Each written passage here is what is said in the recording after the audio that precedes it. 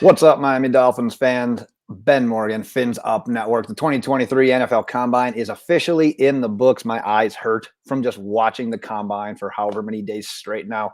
But day 4 was today. Sunday went into Sunday evening. On-field drills at the Combine today was offensive line, followed by the running backs. And I'm going to spend today's video talking about some of the running backs that we saw. Obviously, we have no running backs currently signed to the roster heading into 2023. So we're definitely going to be seeing some movement at the position, whether it be free agency or the draft. And man, I hope in the draft as well. I want a little mix of both, but I'm cheering for the draft this year because, damn it, I really like this class. We'll talk about it more here in a second.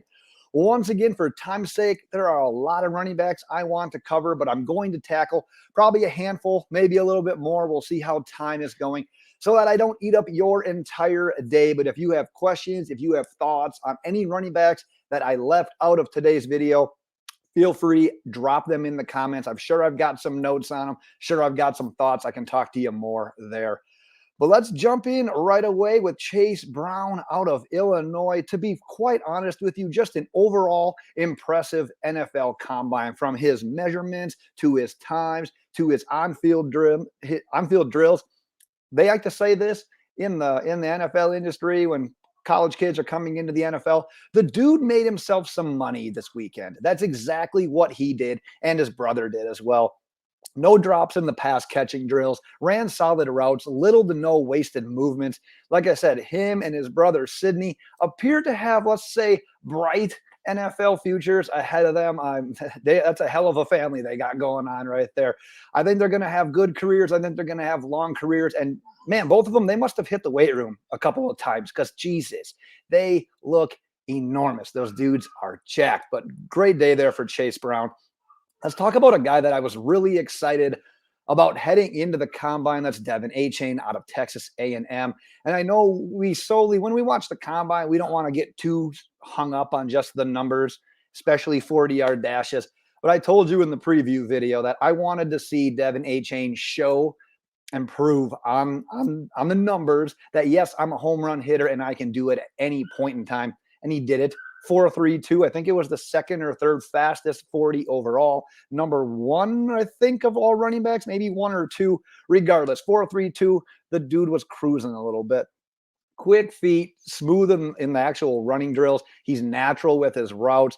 Being a super hands catcher, everything was on display. No drops today. Tracked the ball well on the one deep route that the running backs ran. Overall, dude has got really, really good, great zone blocking running experience. So that's a perfect fit for the Dolphin. That one cut go home run hitter. And yes, we saw it today with that speed. Let's transition to Kenny McIntosh. A little bit different running back than Devon Achane, with the speed being the obvious difference. I'm not a big player comp guy, but when the broadcast was going on, Daniel Jeremiah of the NFL Network kind of comped him to Tony Pollard in the sense of play style. And I don't know that I necessarily saw that, but hey, I'm not going to discredit Daniel Jeremiah. The guy's carved out a pretty nice career with him. And hey, I don't think anyone would complain with a Tony Pollard comp as being a running back. The guy's been pretty good the last couple of years, but he showed good feet, good balance in the running drills. He makes catching the football looks easy. He is just simply natural with it. The 40 time didn't bode well. I didn't think he was going to run great. The 4.62 is an unofficial time. However, I was hoping he could at least get that thing into the 4.5s. We'll see when the official time comes out. But 4.62 is going to be tough in a Mike McDaniel offense. I will say that. I do like his potential as a runner and as a pass catcher. I really think he could be a nice piece in a running back by committee, sort of as the floor. Now, whether or not that's with the Dolphins, I really came into this weekend liking him. The 40 times scared me away a little bit, but we'll look more into his tape as well as the offseason goes on leading up to the draft. Let's talk about Keaton Mitchell, another fast guy here out of East Carolina. Quick feet, good balance, short area quickness. The dude is the definition of it. He's crisp with his routes. There's no wasted movements. He on one of his wheel routes, he did have a drop. It wasn't the world's greatest pass, but they did give him a second try, and honestly, he made it look pretty damn easy. We saw that speed on display, though. And honestly, some guys that time super fast, they don't play all that fast. But look at his height weight, 5'8", 179.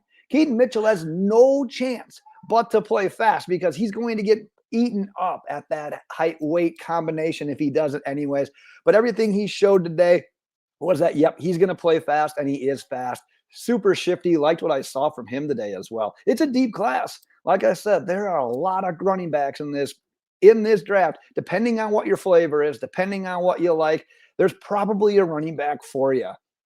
Let's talk about Zach Charbonnet here for a second, because admittedly, this is one of the running backs in this draft that I wasn't quite as familiar with coming into the weekend. I hadn't gotten around to checking out his tape yet. Daniel Jeremiah also mentioned, because you can see him when he runs a little bit more upright compared to the peers, compared to the other guys he was not competing with today. I guess he technically was participating in the combine with today. Daniel Jeremiah kind of brought up the DeMarco Murray comp, and I kind of agree with that, because running upright, obviously you're giving yourself a bigger target, more chance to get hit, exposure, getting the ball knocked out. There are a lot of negatives to that, but quite honestly, it works for certain running backs. And in this situation, maybe it just works for him. But man, he seems to look the part. Like I said, it just depends on what you want from your running back in this draft. The class is deep. He had a nice catch on his wheel route. I saw him in an article labeled as like the non-sexy prospect that can get the job done. And that's kind of what he showed today. I mean, the 40-yard dash wasn't sexy. The vertical was good. The broad jump was kind of right in the middle. But to be honest, wasn't sexy. But hey, didn't really show anything to say that, hey, I can't do this job. I think he can get the job done at the next level. Once again, comes down to what your preference is at running back this year. I'm scooting through these quick. Like I said, I want to get to as many as possible while keeping the video relatively short. So let's jump into Taijae Spears, because I said I wanted to see him not necessarily duplicate his Senior Bowl performance, but I wanted to make it look like, you know what, that wasn't just a fluke. When I'm with these other guys at the combine, I want to look the part as well. And I really think he did. Even when you're watching, that shiftiness just jumps off the screen. Even in a combine setting, I thought his shiftiness, I mean, Jahmyr Gibbs is in another class, another world, but Taijae Spears' shiftiness just jumps off the screen. He had a nice kind of outside of the body catch in one of the receiving drills. He seems to add a little extra wiggle to every single route he runs and every single move that he makes. And quite honestly, if he transitions and translates that to performance on Sunday, he's going to be hard to bring down when he's in space. And the tape that he's put out that I've seen from Tulane so far kind of backs that up as well.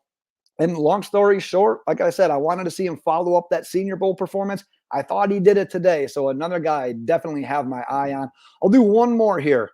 Another guy I didn't have a ton of tape on or a ton of research into leading up to this weekend. It's Roshan Johnson out of Texas. My notes here, he had a nice catch outside of his frame in a receiving drill as well. The hands were there. The hands were natural. Great tracking on his wheel route. That was a very impressive catch he had there.